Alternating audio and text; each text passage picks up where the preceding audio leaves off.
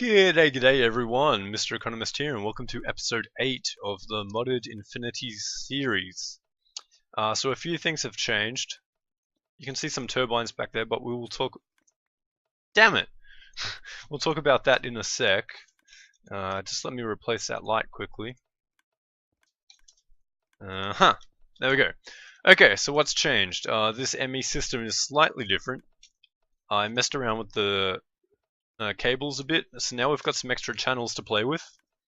So what I did is I hooked up a trash can to this ME export bus, so now we are automatically trashing oak saplings, rubber saplings, spruce saplings, and a load of leaves, because they were just clogging up our ME system here. We ended up with like 30,000 leaves, and those leaves were coming from the ender quarry, because the ender quarry would silk touch the leaves from the trees and pick them up.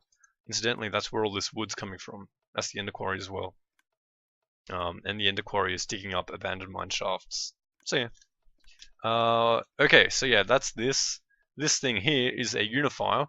So sometimes when uranium ore or yellorium ore is processed, instead of making the yellorium ingots, sometimes it makes uranium ingots, and I don't know why.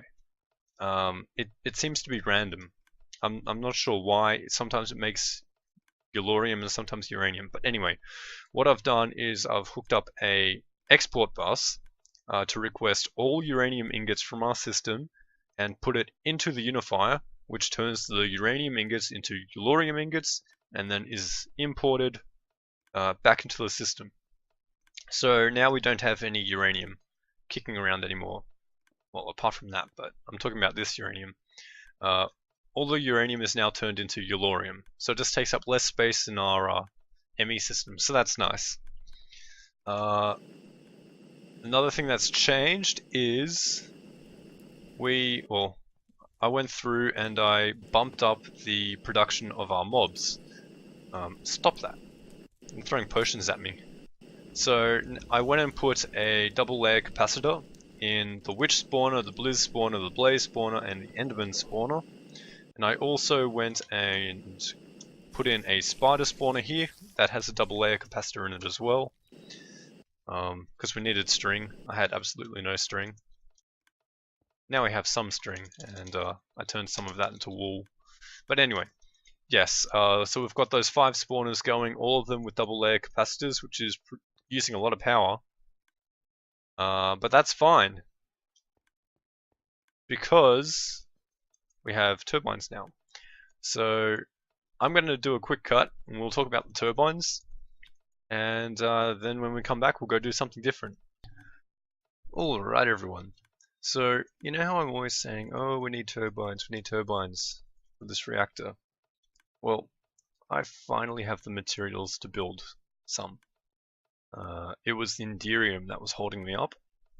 I want to make 6 turbines, right?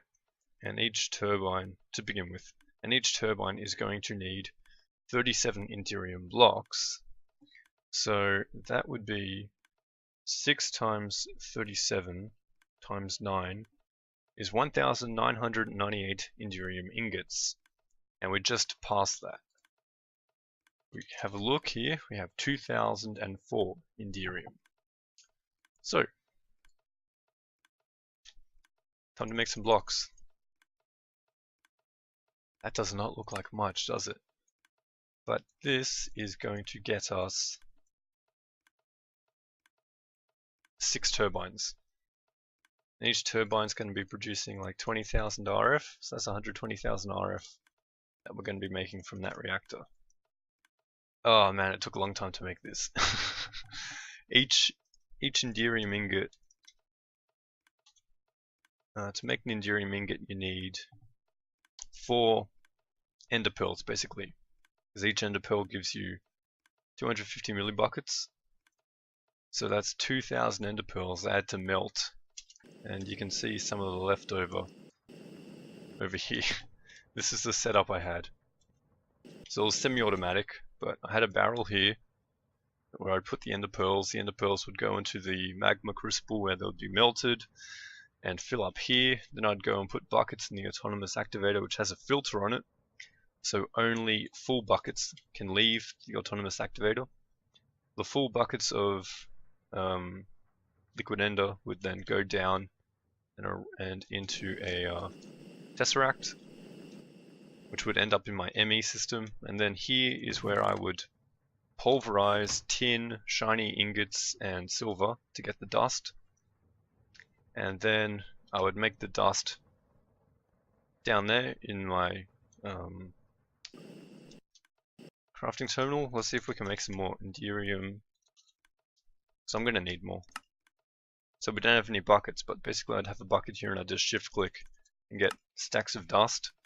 Then I'd make some pyrotheum down here as well, and I'd fly back up here. Oh god, there we go. And I would put all of that in this chest here, which would then make Enderium ingots, which will go back into the tesseract and back into my system. So it didn't take too long once I started melting all the ender pearls. The hardest part is actually getting enough ender pearls. We've only got 329 down here. That's not much. For a long time I actually had the enderman farm turned off, but not anymore. You can see them in there, in the kill chamber, waiting. So yeah, I'm going to need to increase our enderman production, I think, because it's too slow currently. But yes, we have the Enderium blocks. And now we have the turbines. So let's go have a look at these. Okay, so I built 6 turbines. So these 4 are completed, right? These 2, I just need to, I've got the materials to build. They're just missing like a block. Yeah, they're just missing controllers. So I can hook these 2 up, no problem as well. And these guys, I'm just missing the reactor glass. I can't be bothered to make them. So I'll do those 2 later. But yeah, we've got 4 turbines operational, and 2 can be made operational really quickly. But we don't need that many. In fact, out of these 4, only 2 are running. This turbine here is running, and so is this one. The other 2 I turned off. So yeah, they're still, they say they're spinning, but they're not. That's weird. And even with only, I've lost sound. There we go. There we go. Even with only 2 turbines running, and with that reactor disabled, we have a surplus of power. When this wasn't full, it was filling up at a rate of about 13,000 RF a tick. So if I went and turned on our laser drill, we would basically be breaking even with power, but I don't need any more of the wrong type of iridium, so I went and turned that drill off ages ago. So yeah, these are our reactors. I keep on saying reactors, turbines. So what's happening here is, this is the controller, you know, nothing special, you can turn it on and off. Up here we've got the water output, sorry. So the water is output into this tesseract. Here we have the steam input, so the steam is input into the turbines from this tesseract, and this is the power output. And same thing on this side. And over here is the reactor, which is now actively cooled, sorry.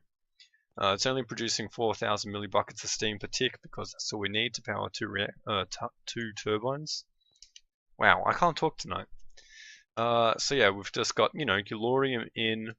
This is water in to be superheated to steam. This is cyanide out. This is steam out to power the turbines. And this is just some more water in with some world upgrades, just in case we need some more water.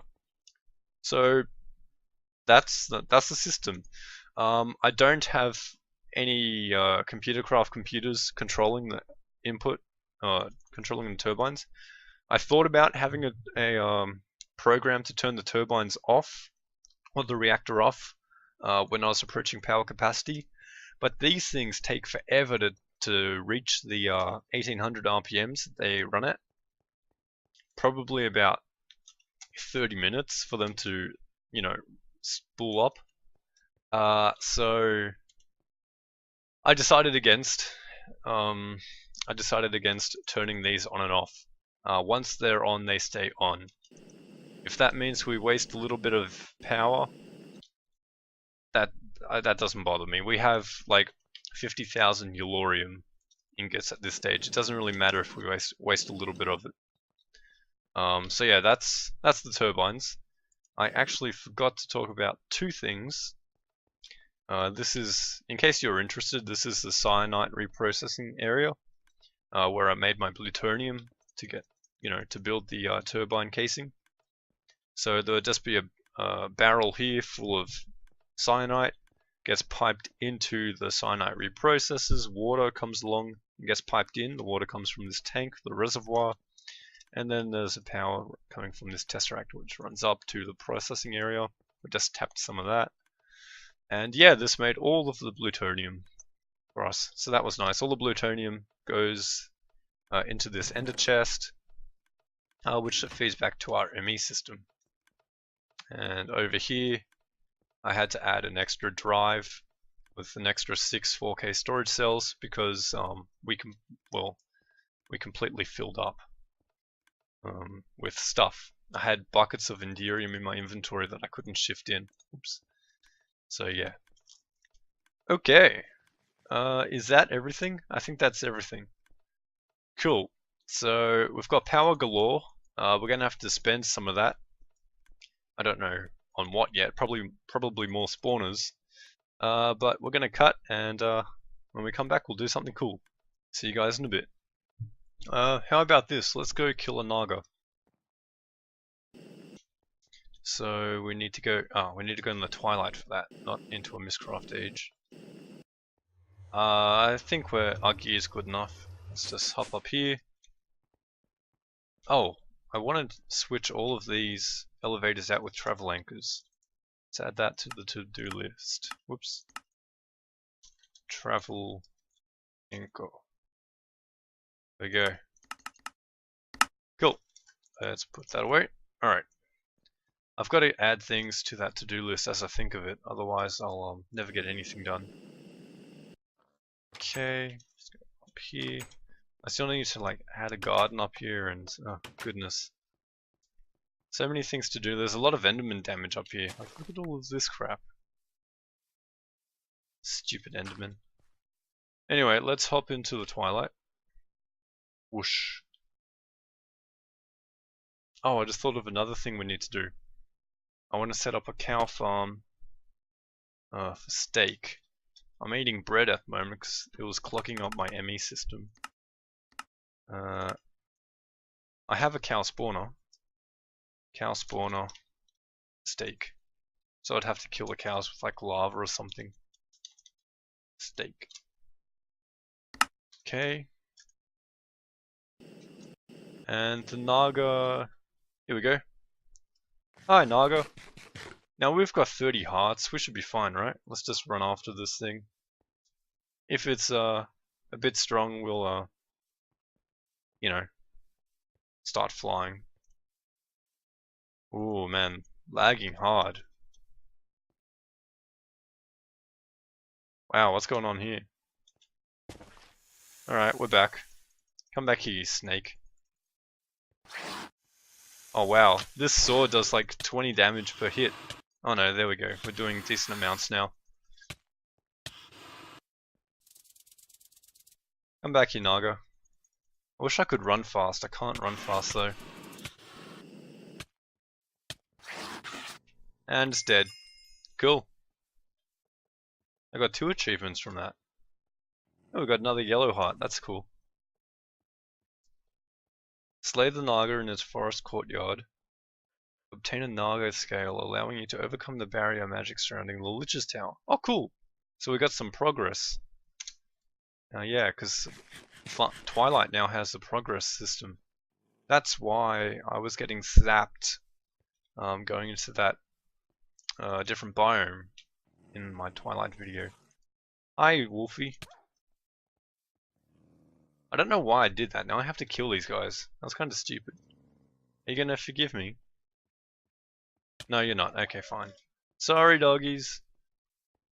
And on that depressing note, I think I'll end the episode. Why can't I fly? F.